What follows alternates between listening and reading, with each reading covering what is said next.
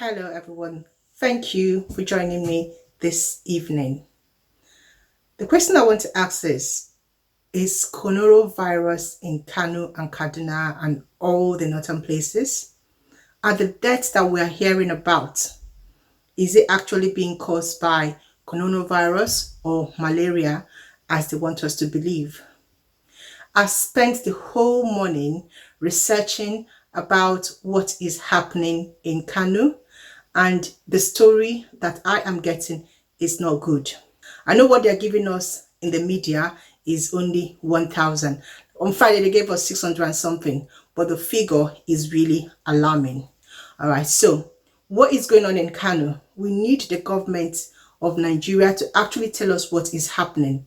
Now, when this thing happened, if you remember last week, I posted some videos of residents in Kano actually washing their hands and then drinking it and saying there is nothing like coronavirus. I did post that video and I made a comment. I said this is going to be an epidemic center like never before because of lack of education, because not many enlightenment was done.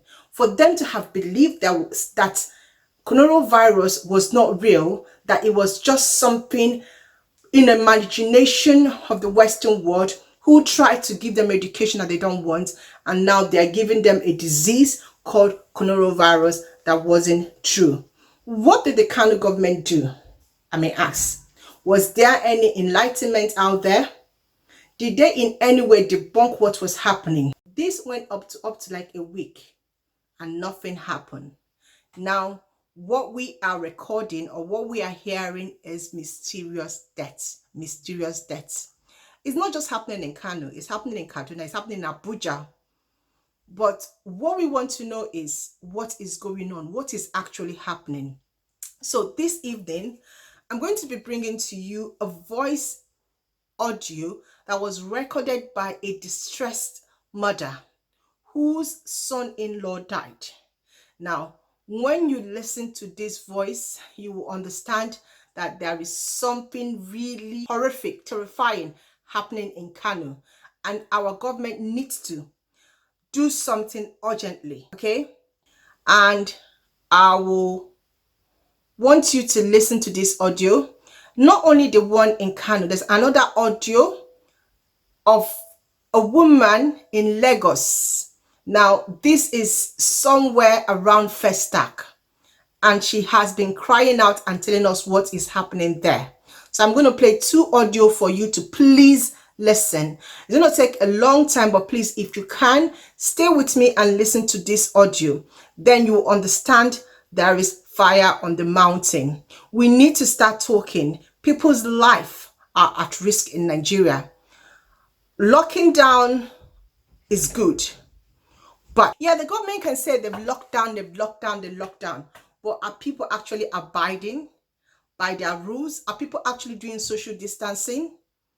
We've seen so many celebrations happening. We've seen people going for burial. We've seen the markets being opened without social distancing in place. We've seen mosques opened. And when we tell people that this should not be, we are being shut down at. So listen to this voice. Maybe it will help you understand the predicament that Nigeria is about to face. Maybe it will make you understand that life is not as it was before, that we need to start taking a lot of drastic measure to stop this pandemic from becoming a disaster in Africa. So I'm going to play this for you. Thank you.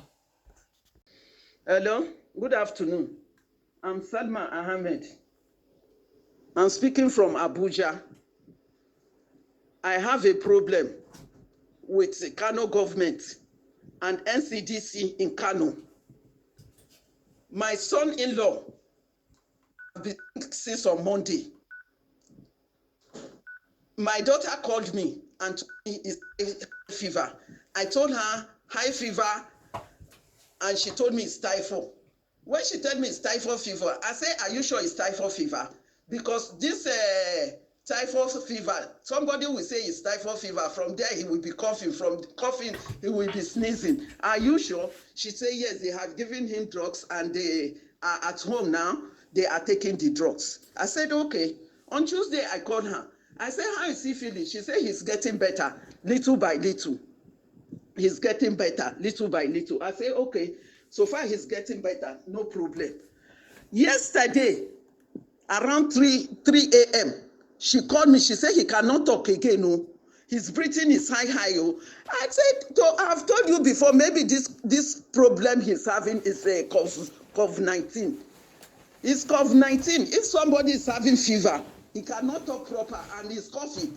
What do you expect? This is COVID-19. Please rush him to the hospital. Have you called NCDC? She said, yes, they have been calling since yesterday night. That the people, all the phone lines are not going through.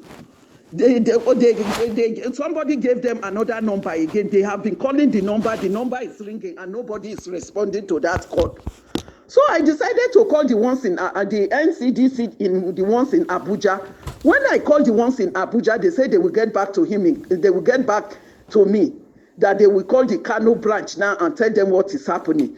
They asked me, where is he now? I said they have taken him to a private hospital named International Hospital in Kano. When they took him to that international hospital in Kano, they admitted him and put oxygen for him. After about 1 hour, another doctor came in and told them to go to Madam Aminu Kano, that he's not responding to the oxygen. And I know he's not responding to that oxygen. It's just a way for the doctor to drive them away from that hospital, and I don't blame him. So on getting to Aminu Kano Hospital, they put him on oxygen again. I called these people on NCDC again in Abuja. I asked them how far have the people started going, because they have dropped them from that international hospital, that they have now go to Madam Aminu Kano Hospital. That he said they will go there. They will go there. Every 30 minutes, I will be calling the NCDC here in Abuja, because the ones in Kano are not responding. He will be telling me that they will soon go there. They will soon go there. When the thing was getting out of hand, I told this man, please tell me the truth. What is happening? Tell me what is happening. Before he now told me that the NCDC in Kano have been shut down. I said, why did you know that they have been shut down and you are just telling me they will soon go there, they will soon go there. Why did you continue playing with my intelligence? He said, sorry, madam. I said, okay. So I called Ray Power Radio. I told them, I was live on Ray Power around 4 o'clock. I explained my complaint to them. My son-in-law died after 2 hours when he was admitted in Aminu Kano. He died after 2 hours. So I'm holding the Kano government and the NCDC of Kano responsible for the death of my son-in-law. And now, what is paining me most now, that my heart is broken into pieces, is what will happen to my children, my daughter, her children, my grandchildren. What will happen to them when there is no NCDC in Kano? What will happen to them? Please, I want people to come to my aid. I'm dying. I'm an old woman. I don't want my children and my grandchildren to die in Kano. There is no NCDC in Kano. Please, people should come to my aid. Oh, they should come to my aid. Oh, they should come and help me. I'm dying. They should not allow my children in Kano to die. Please, they should help me. NCDC in Abuja, please take note. See to what you can do. FCT minister, please help me. Oh, I'm shouting to everybody. Embelembe, if you hear this one, please help me. Anybody that knows how he can help me, let him help me, so that they can go and test my children and the grandchildren. Please help me. That is all what I have to say. My heart is broken into pieces. I'm an old woman. My age is 70 years old. I'm old. Please help me. The general public, please help me. If there is anything anybody can do, he should help me. Thank you, everybody. All right, thank you so much for listening to that. from the old woman's mouth, okay? So we've been told by Kano State health official that people are dying of malaria. And the question is, Nigeria, we have always had malaria. People have not died this magnitude before. So how come now people are dying of malaria? Like in a week, up to 1,000 people dying of malaria. Why is it that they hate their people so much? They don't want to tell the world the truth. At least let's even know what to do. They have refused to do total lockdown. They opened their markets. They allow people to do sporting activity. People have been on the streets of Kano. Now, Kano is one of the very popular cities in Nigeria. I think it's much more populated than Lagos. And they have mass amounts of people who are illiterate, who are poor. And now this. And they want us to believe that it is malaria that is killing these people.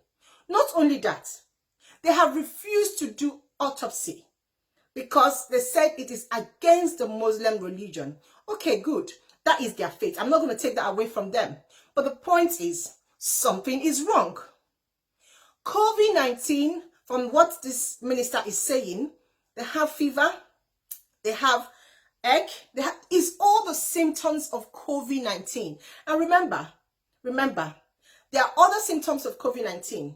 So what we want them to understand is we are not stupid, okay?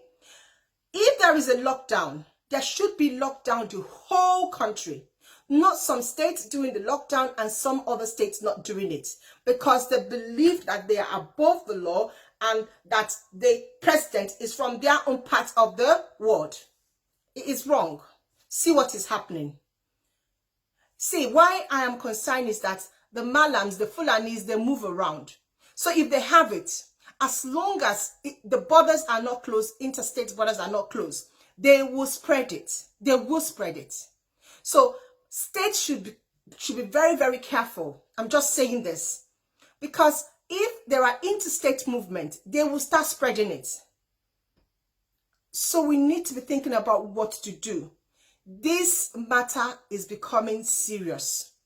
It's becoming serious. Now I'm going to play another voice from someone in Lagos. Yes, Lagos.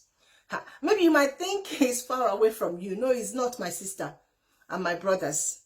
The thing is getting closer. Lagos is becoming another center. Hello, ladies. Good morning. Good morning. My sisters, good morning. How is everyone? How is everyone doing? It's been a very busy time for me. So pardon my absence. My heart is still with you people. You know, my heart is still with you people. It's been a really busy time. These children resumed school online, so it's been a rat race for me trying to keep track with their homework and tasks online and all of that. You know, coupled with my work, you know, after the airport project, you know, which has ended, of course, I still have something I'm doing for NCDC at the moment. You know, I was posted to Kano and Kaduna local government as the NCDC supervisor there. You know, I've been supervising the active case search, okay, which is the reason for the, you know, increased number of cases which you're now seeing. You know, NCDC in collaboration with the Lagos State government and through the local government structure decided to do house-to-house and hospital-to-hospital search of coronavirus cases, you know, and the numbers have been alarming, you know, and it's reflecting in the reports you are now seeing, you know. So that's how come about that increase in numbers now. So I'm supervising Kano and Kaduna local government. You know, it was a 10-day project. You know, we're tasked to search for cases from door to door, and then from private hospital to private hospital, and then government hospitals as well. You know, and it's been quite interesting. You know, so Kano and Kaduna is a hot mess as we speak. It's the amount of community transmission going on there is crazy. So Papa Odoye, this is for you. Avoid, that is, don't approach Aboju Market without a face mask on. Where you must use an ATM, still have your face mask on, have your hand sanitizer ready to sanitize those buttons. Amowodofin, the entire Festac area is messed up. I mean, if we take samples of, for example, 40 samples per day, we are seeing up to 10 to 15 positive cases out of 40. So that is alarming. Okay? So apply extra care. Everyone who is living in the Festac axis, just apply extra care, because that place is a hot mess as we speak. So I'm going there now, to see what the figures will look like today. But we have gone past case search. It was a 10-day project, like I said, and it ended last week. So now we're doing testing. We have made available, or rather the plan, the NCDC has made available at least 2 testing sites per local government area. One is stationary and the other is mobile. Samoa Dolphin's own stationary testing site is at the local government headquarters on 41 Road. That's where I'm going to now. That's where I've been going to. And then the mobile one, which covers a wider range from satellites to that whole axis anyway. They move around. So stay safe, everyone. It's we are losing control. Let me just put it that way. We are losing control of the situation. So the best anyone can do for herself, himself, is to just stay indoors as long as you can, and then use a face mask if you must go out. See everyone as a suspected case already, and protect yourself and your family. Everyone, just take good care of yourselves. I hope to be back here, as soon as possible, and be present, the way I've always been. Tomorrow is even my birthday. God help me. Just be fine, everyone. I miss you guys, and I know you also miss me. So God bless you all. Bye. The last one was from an NCDC official, not me. She's the one giving you the report. So guys, all I want to tell you is that it's not life as usual. I'm tired of people coming on my wall to talk about the churches not being opened. I'm tired of people coming on my wall to talk about things that are, irrelevant at this time. I heard there was a party in Abuja. Now, as we're talking to you now, if you go to my news website, there is a news about the prisons in Abuja having a coronavirus outbreak, and the government are hiding it. The prison in Lagos already have a coronavirus outbreak. So if you still think coronavirus is not real, you really need to be called a COVID idiot, because it is real. People are dying. It's no longer people are dying in the UK and in America.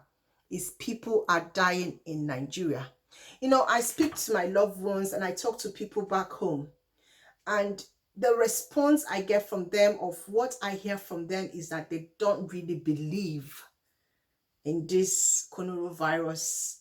They still think it's a disease from a distant land that is not real. Well, just to let you know that it is real, and it's getting closer and closer. The Nigerian government are not actually telling us the truth. I hope by my posting this video, you will think about your movement and the things that you are doing, and start thinking about how safe you are. Thank you so much for watching. Please don't forget to subscribe to my channel. Thank you. God bless you.